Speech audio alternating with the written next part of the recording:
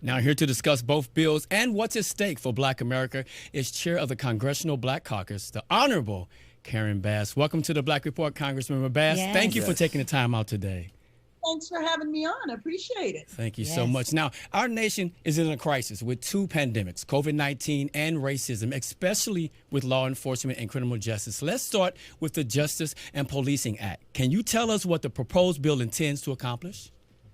Sure, absolutely. There's a lot of provisions in the bill, but let me talk about a few. Okay. Right now, it is difficult to fire, to sue, or to prosecute officers. And so one of the things that we're doing is we're lowering the standard for prosecution. Right now, it says you have to get into somebody's mind and you have to see if they really meant it, if it was willful.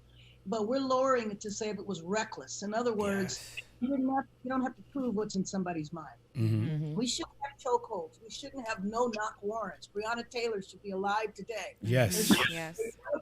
Of bad officers. Tamir Rice would have graduated high school this month. He was killed at 12 years old by an officer who had been fired from a nearby city. And so those are a few of the provisions. One provision that I'm very excited about, the bill provides grants to community-based organizations so that people could take a look at their own community and say, what do we need to do to be safe here? You know, a lot of society's problems are left to police officers to pick up the pieces when it really shouldn't be. Social work, mental health institutions. There's a variety of ways we should address community problems. That's just a snapshot of what's in the bill. Yeah. Right, absolutely. What are your thoughts about the Senate bill and Trump's executive order? What are your thoughts, Congresswoman? Well, you know, Trump does what he does, which is, yeah, that's what he does. Okay. What he put out in his executive order, he took a number of the categories that we have out. He put them out, but he took all the teeth out of them. And so study chokeholds, we're going to study no-knock warrants. I mean, what's that for? Right. Exactly. We know that a chokehold shouldn't happen. Actually, what Trump called for was chokeholds can continue but if the officer is in threat of his life. Now, why would you do a chokehold? I mean, every officer is going to say that, right? Right. So it doesn't do much. And then the Senate bill is very, very close to the executive order. What I'm happy about, though, is that they mimicked our bill, which means they know the categories we have are strong, valid categories. But now is the time for change with substance, not smoke and mirrors. The tens of thousands of people that are out on the street are calling for real change. Yes, They're not calling for, let's just get around the edges, let's make us all feel good. That's not the day that we're facing. Not at all. And speaking of facing some things, Congresswoman Bass, you are the chair of the Congressional Black Caucus. I must tell you, at these times, we feel like we're targets to white supremacy and COVID-19 concurrently. How is the caucus tackling these issues specifically for Black America? Pandemic upon pandemic. Before George Floyd, Ahmaud Arbery, and Breonna Taylor died, we were focused on COVID-19 and the fact that so many Black people were dying. And so what we were fighting for was, number one, give us the data, because we know this is happening, but we really don't know what the numbers are. We're not exactly sure what cities, but we believe that the house is on fire and we need to send in the fire trucks now. Every time they talk about Black folks dying of COVID, they want to talk about high blood pressure, diabetes. Some type of underlying condition that didn't kill them. It was the COVID that killed them. But the house is on fire. Let's worry about what is happening right now. Yes. About all of that. But in my opinion, every time somebody raises that, I think it's because they don't want to deal with the fact that people are dying today. That's Right, true. exactly. If your house is burning down, you send a fire truck. You don't send a structural engineer to tell me what the house is like. We can do it without the fire. So that's what we were doing. We were fighting for billions and billions of dollars, and we actually won the billions of dollars. But anytime you have legislation, I don't care what it's about, police, health, education, after you pass the bill, then you have to fight to make sure it's implemented the way you wanted it to be implemented. So that's kind of what we were. And then these murders happened.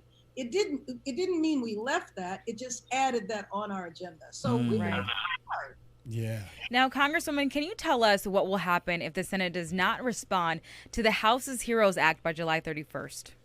Well, I think as you mentioned earlier in the program, the CARES Act runs out. And so you're talking about then millions of people left without. I mean, you've seen how many people have applied for unemployment in the last Right. 3.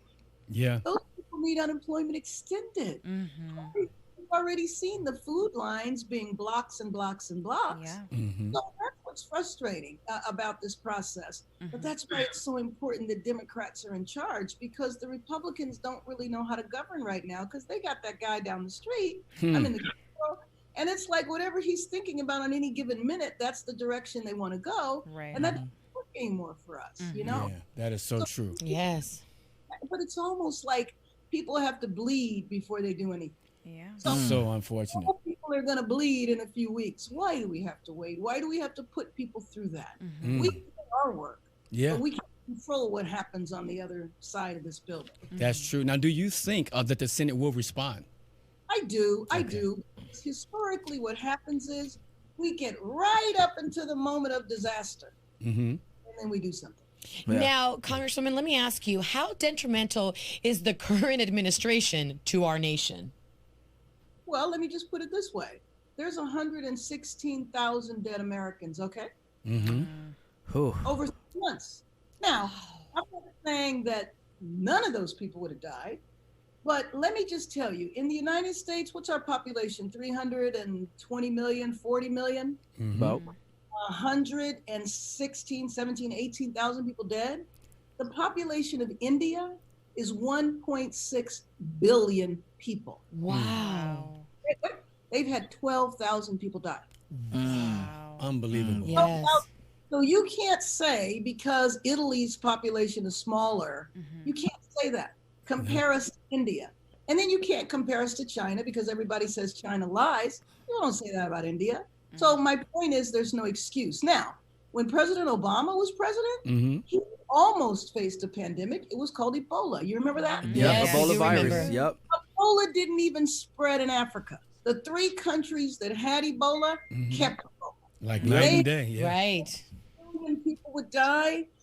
I think it was 16,000 people died. Now, if 16,000 is too many.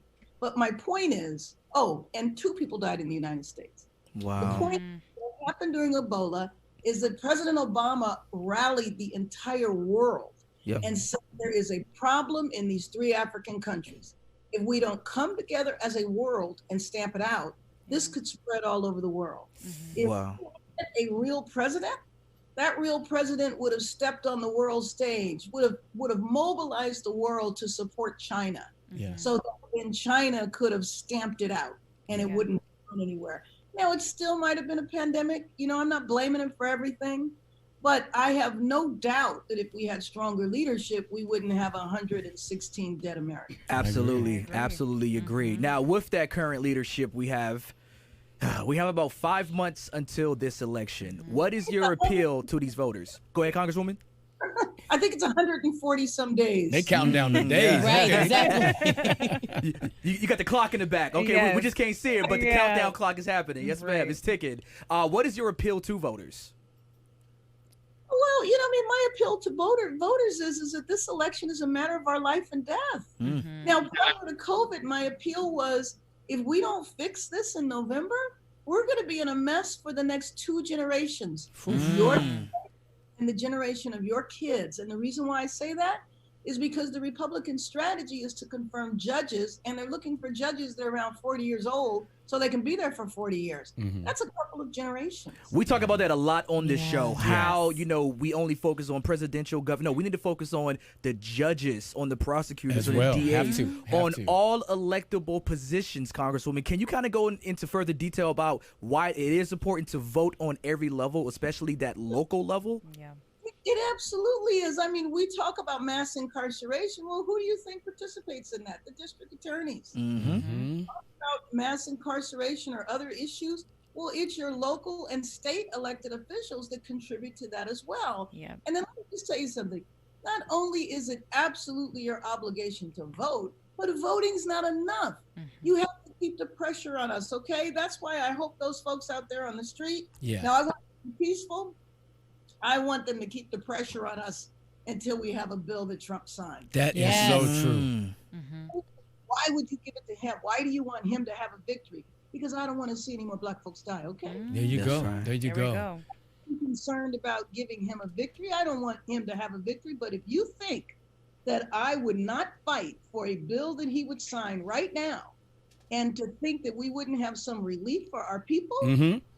to me, that would be irresponsible. I need to do everything I can to stop the murder of our people. You are Yes. so right. Thank you so much for Yes. your time, Sheriff Bass. You are welcome anytime on the Black Report. We wish we had more time with you. Have a blessed day. Thank you.